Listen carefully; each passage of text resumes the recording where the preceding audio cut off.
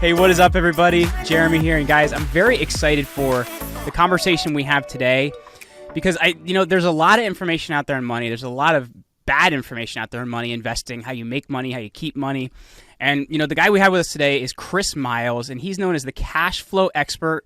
And I love this next line, the anti-financial advisor. So we're going to learn how to use money the right way, how to make it work for you, and what building real wealth looks like. Chris, thanks for hanging out with me today, man. Man, I am so excited to be here, Jeremy.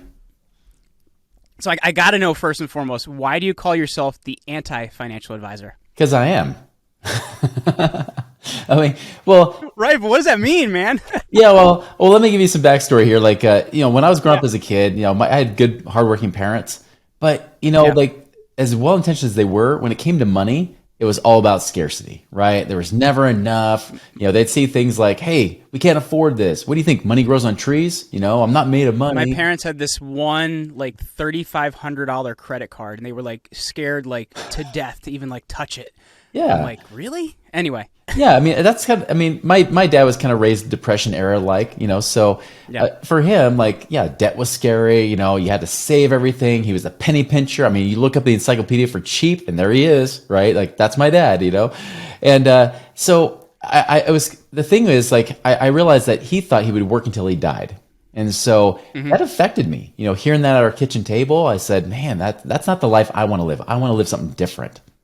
And so after I went into college, I actually dropped out of college, one class to go to start a business. The first business that came up that sparked something was becoming a financial advisor, the mainstream financial advisor, AKA salesperson in a suit, right? And I did that for several years. And then it came time that my dad said, well, hey, when are you going to advise me? And so now the tables are turning. Instead of him giving me money advice, now he wants advice from me. And so I sit down at his table, the same table he's giving me advice at, right? And we're sitting down at this kitchen table, and he says, all right, Chris, I'm 61 years old. What can I do? And I looked at the situation. I said, well, Dad, even though you paid off your house early and you've done everything right and you've saved everything in your 401ks, you've got 5 years of money, and then you better hope you die. Wow. And it was horrible because I'm like, man, this guy did everything right. This guy was like the Dave Ramsey. It'd be like Dave Ramsey's dad, if anybody would do something you'd think would be good. He did everything by the book, yet it wasn't enough. That's so interesting too, because my dad just retired last year. He's 68. Yeah. And we set all his stuff up 2 years ago when he was 67. And he showed me basically he was going to run out of money in 4 years. Yeah. So it's if you don't set up the right vehicles, you're in a lot of trouble, man. That's right. And that's why I realized, because as I looked at his situation, I started looking at the years of clients that I had inherited, even from other financial advisors that had decades of other advice previously. Then I inherit them because the other guy's retired or whatever. And then I'm realizing, well, none of my clients are financially free. And then I look at the financial advisors in our office. And I look at them and I say, well, none of them are financially free. If they weren't for the commissions they're earning, they would be broke too. They would be running out of money too. In fact, there were guys working there since the late 1970s that realized they couldn't retire. And then I realized I'm on that same path as my dad. The very path I vowed never to go on, I'm on it. I'm on that same journey because I was being cheap. I was trying to save everything and spend nothing. I was trying to dial down the AC in the summertime, just so that we don't spend too much money on our heating or AC bill and stuff. I was living that life. Yeah, and even those people that are like, oh, save on that cup of coffee and all that's well, what if I want the cup of coffee? You know what I mean? What if I don't want to save on it? The whole latte factor, right? It's save on that cup of coffee. Yeah. That $5 a day is going to make you millions. Bull crap. It doesn't. And that's the lie. And not to mention, I started really questioning things I was teaching because, I tell people that the stock market's returned 10 or 12%. But in truth, I just ran the numbers. The last 30-year average of the S&P 500, which most people never get that return. They usually get less than this. The average was 7.7%. Not 10 or 12, 7.7. You put that in a calculator, it's not just a little bit difference, it's a massive difference. Give you an example. I have a Twitter post from Dave Ramsey, right? He's got to be my best friend. I like to rip on him a little bit, but his Twitter post said, if you save $100 a month from age 25 to 65, so 40 years, at 12% interest, which again, has never happened in the market, you will have $1.176 million. Everyone should retire a millionaire. Here's the problem with that Twitter post. But it's like what normal American is going to have access to a vehicle that's going to return them 12%? Most people aren't. Like, even if you're like, let's say you're investing in a CD, like I don't even know a CD rate that's over 1%. There's for most regular people, there's not vehicles that are going to return that. Yep. I finally saw one at my credit union that was like up around 2.5%. I said, oh my goodness, they're coming up again. That's nothing, right? You can't make squat on that. And and the crazy thing is, even when he did that Twitter post, I did the math. I even did $100 a month at 12% for 40 years. And guess what? It wasn't 1,176,000. It was 979,000. So even just based on this crappy math that he couldn't figure out, that still wasn't being a millionaire. But secondly, if they only got 7.5%, guess what? You only have $300,000, not $1 million. It's like a third of what he was expecting, or people were expecting, almost a quarter, right? And that's the problem, is that all these myths were taught. And so it was at that moment, when after meeting with my dad, I was dumbfounded, I was perplexed, and I felt like a fraud. And so I started looking outside of it. When the student's ready, the teacher appears. I found people that were in my area, people that were friends of mine that were actually retired. They were financially independent, some of their 20s and 30s that were real estate investors. And so I started doing that. I quit being a financial advisor, vowed never to teach about money again, went and did that. And then later that year, I myself became financially independent at the age of 28, all from doing the opposite of what I was taught as a financial advisor and what I was teaching others to do. So that's why I'm a anti-financial advisor, because I'm teaching people not to save in something that's been proven not to work over the years. And really, it doesn't matter if it's a 401k or IRAs or whatever, people aren't becoming financially free. But where people have become financially free are in these alternative investment spaces, things like real estate investing, not doing it the way that your neighbor does it or your cousin. Most of the time people do it wrong anyways, but doing it in a way that you actually get paid consistent double-digit cash flow returns on your money. And it's not just worked for me, but it's worked for literally like many of our clients too. Well, I even look at I guess going back to my dad. As I said, he wasn't prepared, didn't know what was going to happen. And we set him up with a couple different like real estate investments that are cash flowing, and your principal is never 100% safe, but it's pretty safe for principal.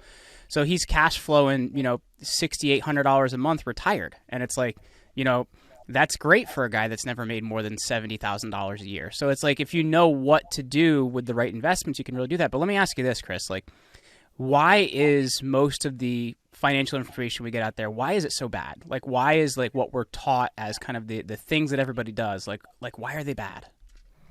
Yeah, it's a great question. I mean, it's a mixture of things, right? I mean, one, just like Dave Ramsey. I mean, he's been called out on stuff, and you and I also hear him talk about infinite banking, things that we talk about too, and he rips on that without really knowing the details, and he doesn't care to. Mm-hmm. His head's so big, he doesn't want to go back. Like for example, the 12% return. Again, the mutual fund world has never returned 12%, especially over a long period of time, but he still teaches it, right? Mm-hmm. And this is stuff that was taught to me just the same as everybody else through financial institutions. Because they would say, hey, here's an average return versus the actual average yield, right? There's a difference. For example, I actually learned this 3 years. After 3 years being a financial advisor, I finally learned this from a trainer that came to our office. He said, guys, we just went through Y2K. We're starting to hit the bottom and come back out again, but people are scared of the market. And he said, okay, guys, if you have $10,000, you put into an account, you lose 50%, you have how much? We all said $5,000. It's like, good job, guys. Way to use your basic math skills. All right, now, what rate of return do you need to get back to $10,000? And we all said 50%, because if you lose 50%, you need 50% to get back again. He said, nope, because if you went from 10,000 down to 5, and you make 50% on 5, that's only $2,500. Yep. You're at $7,500. He's like, you need 100% rate of return to do that. And then he showed us. He's like, look at this, guys. And again, there's like 50 of us in this room, 50 financial advisors. We all got this answer wrong. We're not financial experts. That's the thing about financial advisors. We're just taught to regurgitate what we're trained to tell people. Right. Well, that's how most of the school system works as it is. Like, oh, memorize these things, but don't know how to use them. But anyway. Exactly. Right. It's like Common Core. So anyways, he said, look, if you get negative 50 1 year plus 100, that's 50. divided by 2 years, that's a 25% positive average return.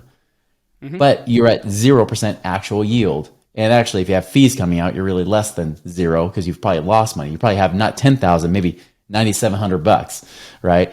And it blew our minds. We're like, holy cow! And we've been teaching this stuff for years, right? And that's the thing. That's why you see like 10% plus for the SP 500 because once you have a negative year, think about it. You lose 10%, you need 11.1 to get back to zero. If you lose 20%, you need 25%. You lose 33, you need 50%. You lose 50, you need 100%. You lose 90%, like in the Great Depression, you need 900% to get back there. So is it any wonder that whenever you meet with a financial advisor, they show you the long Ibbotson chart, since 2000 BC, but notice it always starts which right no before one the Great understands, by the way. They're sitting trying to understand it. Like their head's spinning. Yeah. It's ridiculous. And so, yeah, of course they throw the Great Depression in there because when you drop 90%, you have to come back 900% to break even, right? Of course, that's going to throw the averages all off, and they're going to include that. And so that's what it is. We're all trained by financial institutions. The financial advisors are trained by them. The financial experts are trained by them. And then they're out regurgitating this to everybody else. And so what is considered common sense doesn't necessarily mean that it works. Just because 5 billion people believe something doesn't make it a truth, right? Just because everybody thought the earth was flat didn't mean it was flat. Sorry, flat earthers. It's kind of round. I have a couple of friends that believe that, and I always ask them, like, so what happens when you get to the edge, man? And they never have an answer for that question, but anyway. I know. Well, I'm like, I've looked through a telescope at actual planets that were round. They weren't flat Earth as well. Like, how are we the exception to the rule? That's anyways. And I look at it this way, like, I do a lot of target shooting too, Chris, and I'm always like, so you're telling me that it's a figment of my imagination that I have to adjust for the curvature of the Earth when I'm shooting a long distance. And they're like, yes. I'm like, okay, you go with that. Anyway, continue. That's right. But it's not much different, right? I mean, the financial advising world, the financial industry in general is really self-interested in telling you to buy their crap, right? Buy their mutual funds. And think about it. The thing we're always taught is to save everything, save it on a regular basis, every paycheck, keep putting it in. Save as much of it as possible, save for as long as possible, and take as little out as possible. If you really think about because they even say take as little out as possible because you're supposed to live on less than the interest. It used to be the 4% rule. That was misproven even when I was a financial advisor, right? And now even Wall Street Journal last year said 3% is actually the new 4% rule. And if you're trying to retire young, it should be 2%. So think about it. If you have $1 million in your mutual fund, you're supposed to only pull out $20,000, $30,000 a year, and then get taxed on it. That's like a broke millionaire, right? I mean, all these things, like we taught all these things, but really it's in the financial institution's best interest because if you keep your money there and you even take out less than interest, well, guess what? They're guaranteed when they're always charging fees, whether you make money or not, they're guaranteed that as those assets under management grows, they make more money. They make more profits off of you, not you making more money off of them. That's why I have a t-shirt. I should have wore it today. It says financial advisors, like the definition, like in a dictionary. It says, someone paid to sell you crap, not make you more money. That's really what it is. As good-hearted as financial advisors are, and I know I was one of them. I really thought I was helping people, but as good-hearted as they are, they're just regurgitating crap that they've been taught for years, and because everybody believes it, they don't really question it. But if you really question it and say, wait, look at the results. Are people really financially free? Why is the average 401k balance for a 65-year-old about $300,000? Even though a lot of people are savers. Just so you know, when people say, oh, well, it's because everybody's a spender. I know I'm a Dave Ramsey fan. Everybody blows our money. I'm one of the few savers in the world. No, you're not. Because just so you know this, about 53% of people that have a 401k that are eligible to use it actually save in their 401k. More than half of people I've found in my experience are actually savers. The minority are actually spenders. So when people say that, a lot of that's forced savings, though, too. A lot of times, if you know what I mean. Yeah, like but they're not required to you're do not it. Thinking about it, right? Yeah, I mean, it's like brainless savings, right? So people are saving without even thinking about it, which is what most people are taught to do, anyways. That's what financial advisors want you to do.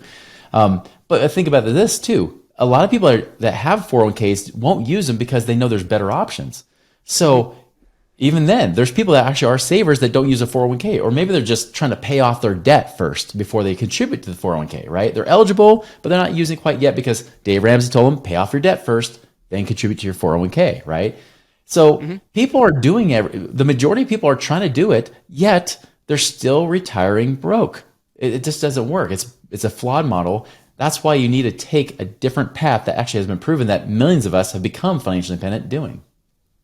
So I guess what does that different path look like? We talked about infinite banking a little bit, which, I'm definitely not on your level on it, but we in my family we do a lot of whole life insurance because you can borrow from it at you're making 5% on it. You borrow at it at like a 2% penalty, so you're still making 3% of the money even though you're paying it back. So there's like a lot you can do like with that. But like I guess infinite banking in your viewpoint, like what does that look like, and how does the everyday consumer do that? Because you really can be making money on your money multiple times.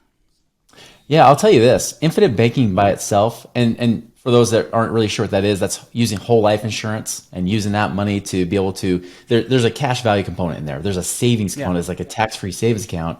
It's not just a death benefit, and so that tax-free savings account can grow compounding interest. The cool thing is you can actually get a line of credit against it, whether it be from the insurance company or from certain specialized banks that will give you a line of credit at a lower rate than what they're paying you. So you make a spread on that money. Plus, you can take that money and still invest it if you design it right. But I'll tell you, even if you just use it as a policy by itself, no one will ever become financially free off that either. There is no financial product offered by insurance agents or financial advisors that by themselves will get you to be financially free.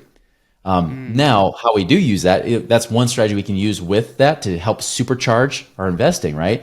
Because when we're investing in things like real estate, but not like I said, like the stuff next door. In fact, if you're in the western half of the United States, don't buy anything in there. Most of the good stuff is usually in the Midwest or Southeast right now. So, like for example, in when certain I go places, it's just going up because people are moving and they're not coming back too. That's something you really got to worry you're about. right. Yeah, you got to make sure they're good, stable markets. You're not going for the hot stuff that's hyped up today and then crashing tomorrow. You don't go for that stuff. You go for the boring. In my opinion, boring is sexy, right? The more boring the investment, the better. Because for example, like there's properties you can buy like in Arkansas right now. You can make over 10, 12% cash on cash return, meaning that if you put say $30,000 down as a down payment, you're making about almost $300 or just over $300 a month on that. Or making at least we're invested right now. I'm sorry if I feel like I'm cutting you off. I guess there's a little bit of a delay, but we're investing right now, Chris, in Alaska because we're getting like a 10.5% return there, which is wild. Yeah, yeah, that's wild. Yeah, I mean, there's plenty of places to get double digit returns, and that doesn't include appreciation, tax benefits, the fact that your renters pay down your mortgage for you, and I don't have to manage my own property. So when we do it, we do like turnkey real estate investing as one strategy where a property manager does all the work for you. You're not property managing, you're not doing the work yourself, but you're able to do it. I'll give you an example. I had a guy that actually was financially independent, barely, with his rental properties, and he was making about $12,000 a month off them. So doing a great job. But when we looked at the situation, I said, well, look, like based on the equity we have, we could actually sell off these properties, transfer it over tax-free to buy more properties, but better returns. And we can actually take this from $12,000 a month to $25,000 a month, right? Just things like that. Other things you can invest in, apartment buildings. There's apartment buildings that sometimes, will pay not just the base 10% return, which a lot of them will do, but we'll even have times where we'll pay 15 to 18%. Self-storage a lot of times can even pay over 20% and is more recession resilient. Because when people go into recession, they downsize. What do they downsize? They move their junk into self-storage, right? Another great option. Oil and gas has been great. I mean, if I have to pay more at the gas pump, I might as well make money from all the mineral rights on the land that we own and be able to use that to be able to make money too. And there's some tax advantages on that. And that's been returning like 15, 20%. And, I buy raw land too. Raw land has been producing, returning like 30, 40, 50% for us. So, I mean, there's so many different ways to make money outside of the market where, again, like I said, the S&P 500, 7.7% that you then usually get taxed on. And it's all over the place. My dad, he had to delay his retirement 15 years because Y2K hit him hard. And then right after that, right after it started to recover, bam, the recession hits him. The Great Recession, right, from 2007, 2009. Well, he gets hit by that. He finally has to work his way back up to build it back up. And then he was forced into retirement due to health reasons in his 70s. And now here's the crazy part. He was on a path to dying quickly. For a guy that was smoking since the Vietnam War, and he's been, eating junk food and everything else, drinking his 2 Pepsis a day for the last 20 million years. Yet, modern medicine has kept him alive, and now he's basically kind of like living dead now, right? He's just trying to live, trying to hold on to whatever life he has, even though he's wheelchair bound or bed bound, and he's just trying not to run out of money at this point, right? I mean, that's not what I want people to do. That's why our company's called Money Ripples. The ripple effect that we're trying to create is that as you can prosper with you and your family, when you can actually have more than enough money coming in, say it's like at least $10,000, $20,000 a month of passive income coming in, where you can work because you want to, not because you have to. And then on top of that, that allows you to create this whole new legacy for your children and your children's children and beyond.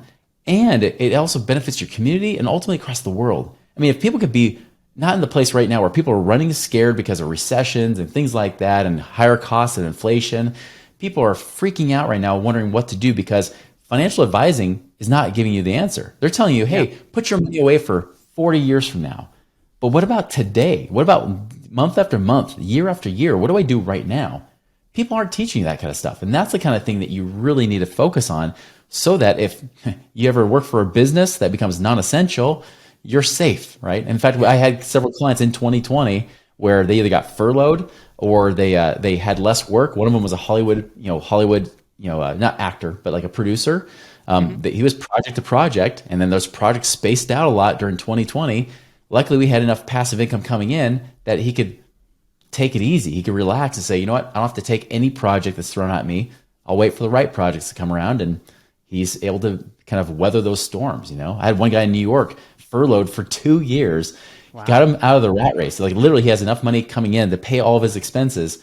And then the company finally hired him back. So now everything he makes at his job now is totally bonus money. It's all just extra money he's now using to reinvest to get his passive income higher and higher. So that's the kind of lives that I love seeing, because it's not just about the money, it's about the freedom it creates for people. And it just creates a whole new future, a whole new outlook, and a whole new world of possibility for them. So let me ask you this then, because we've talked about, some of the vehicles we should be looking at, some of the investments we should be looking at, but for the person listening, they may have some money to invest, they may have no money to invest, or they may not know what money they have to invest. I guess so. What action should we be taking? Where do we start? And kind of like, what are those things we should be consistently doing to help us in these actions? Yeah, it's like this. If you have a GPS, you got to know 2 points, right? You got to know your starting point. You got to know your destination. Unfortunately, most people know neither, right? They don't even know where they are financially, really. And a lot of times they don't even have clear goals. Like they want to be free, but they don't know what that really means. And so I ask people, it's like, well, great. Well, what are your monthly expenses? Well, if they don't know that, a good first step is to start tracking your money. And I like to use tools like Mint, mint.com. They have a Mint app. Mint as an MINT, like double your pleasure, double your fun with extra double mint gum, right? That just dates me right there for the 80s. It's a statement of a great mint, man. That's right. You said I was an OG before we went on the air. Now I just quoted a Mint commercial, gum commercial. But yeah, it's Mint. All right, man. I still hum the cool. Cars for Kids theme song in my head. It's fine. Hey, I watched that with my kids. That was awesome. Yeah, so I mean, that's the kind of thing. Like when you start to track your money and know where you are, it makes it really easy. So know your starting point, know where your finances are. Use something like Mint to see where your money's at. Start, really seeing, what cash do I have? Where's it locked up in prison? Where do you have money sitting in savings doing nothing? Where do you have money in equity in your home? Many people don't realize that the equity in their home can be used to generate an infinite rate of return on your money, right? You can actually generate cash flow from it to more than pay for your mortgage payment. I mean, when does your house ever pay you back? Never, unless you can do something like this, right? Yeah. Where do you have retirement accounts? Are they not doing something for you? So all these places, like where is the money? Really get to know where that is, then determine what's the number I need to hit, right? For my cash flow, for example, like if someone's expenses are $8,000 a month, I would say your passive income goal should be at least 10% more than that, or $8,800 a month, right? Or just round up to 9,000. Know that destination. Once you have the starting point of where you are financially, and then the destination, then it bridges the gap. Cool thing is you can actually even go to our website, moneyripples.com. We even have this passive income calculator on there that you can go and put in, just answer a few questions, put in your numbers. It'll spit out how much passive income you can create in the next 12 months. And that's based on low estimates, which is kind of cool. We've had people put in, and sometimes it's only a few $1,000s a year, but other times it's been we had some people who are several in the $200,000-$300,000 range. I had somebody who was actually in the $600,000 range.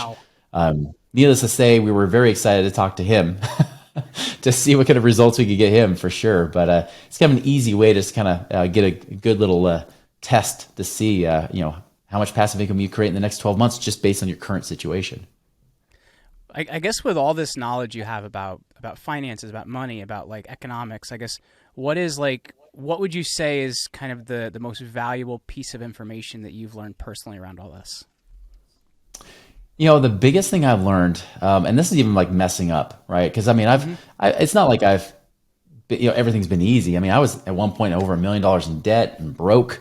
I had to come back. I actually was financially independent twice because the recession kicked my butt so bad, right? Wow. So I had to do it again. And in 2016, I was able to become financially independent when I was 39. The biggest thing I've learned, the focus should be cash flow, meaning I want to have as high income as possible with the least expenses, but without having to be cheap, right? I don't want you living in a cardboard box. I don't want you like getting rid of all the fun and enjoyment out of your life because that's ridiculous. That shouldn't be the case. But when you start to have more than enough income coming in and your expenses are lower, there's freedom in that gap there between your income and expenses.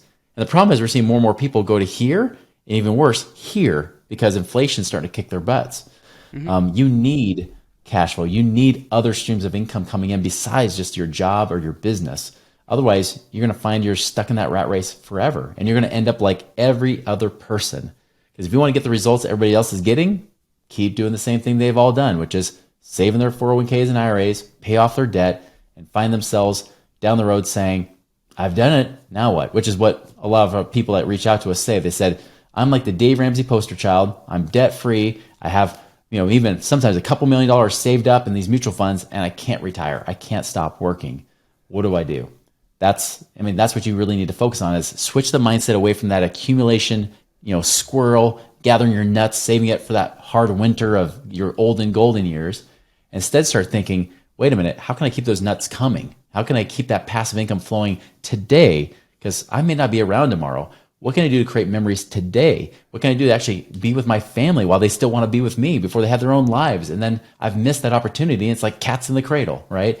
How do we make sure we have that? It's always about cash flow. If you have that cash flow, passive income mindset and get away from that accumulation of accumulate and stagnate your money, you'll find out that life, it will be completely different. And that's why I quit being a financial advisor back 15 plus years ago, is because that right there, when I realized it wasn't about the old methods, it's about the new ones. And if I want to live an extraordinary life, I have to do extraordinary things.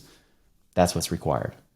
And I think that's great advice, because I just feel like so much of the advice out there, man, it's like, sacrifice, wait, put it away. And it's like, but life is meant to be lived, man, because I think at a certain extent, like, we don't know how long we've got. Like, do you really want to spend it not enjoying it? You know what I mean? I think that's just something we really have to remember. And even from the standpoint of like, if you want to give back, like if you're scrimping, if you're saving, if you're not spending, like you can't even give back like you want to, like if it's your church, if it's a charity, whatever. So it's like, I think it is more of an abundance type mindset that you're talking about.